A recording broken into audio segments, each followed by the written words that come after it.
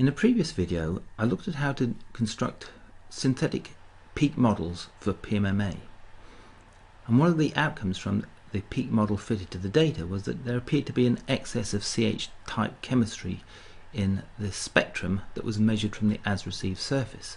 So, as a consequence, a further experiment was performed that was just repetitions of C1s, oxygen 1s and valence band data, and the result, it was clear an evolution had occurred, that the original spectrum by the time the 90th measurement was performed had changed dramatically from the original PMMA material.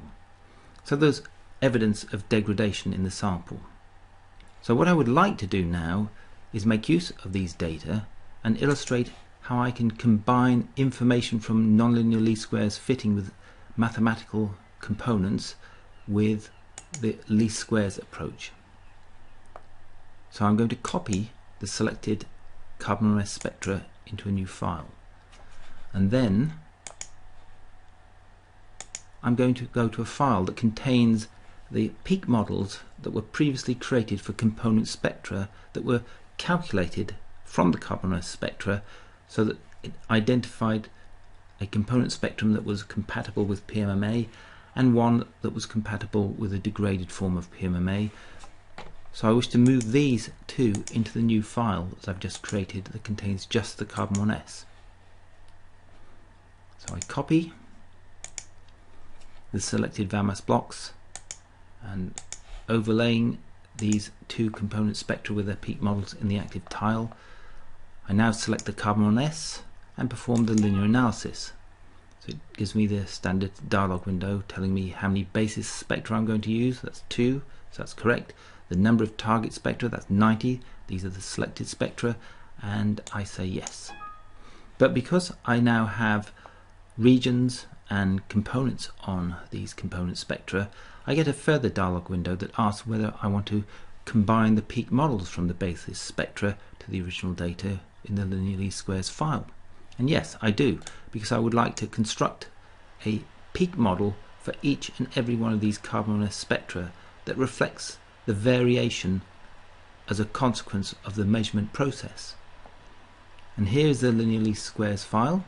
You can see that component spectra has been transferred with the peak model, but in addition, the scaled component spectra from these two basis spectra are now applied to the fit, the linear least squares fit for the raw data.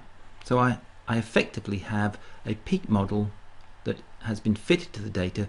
Actually, the nonlinear least squares was applied when fitting the component spectra, but in the case of fitting these data, it was simply transferring the already fitted components to the raw data. So the chemical state information that I can distinguish by means of the synthetic line shapes are now available to me in the least squares solution. Let's go through and watch what happens. As I step through, you can see the evolution of the data, and it's being mapped out by the changes in these components. So to finish off, I will form a profile of how these component spectra change as a function of the experimental index.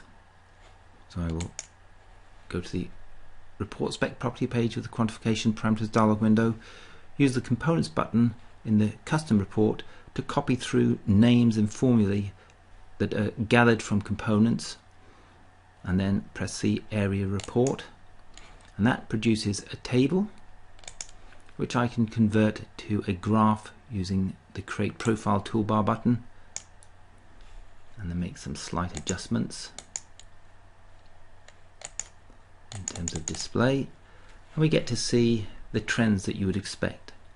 Now, just to illustrate how that construction maintained the relationship between the peak models and the component spectra, if I simply normalize all of these curves that were produced, that are generated by each and every one of the components, which might be different if we used nonlinear optimization to fit each one of those spectra with all 8 component peaks, That would cause differences. However, the fact that I use the linear least squares to work out the relationship between the component spectra and copy the peak models, this means that when I normalize these data, we only see two different trends.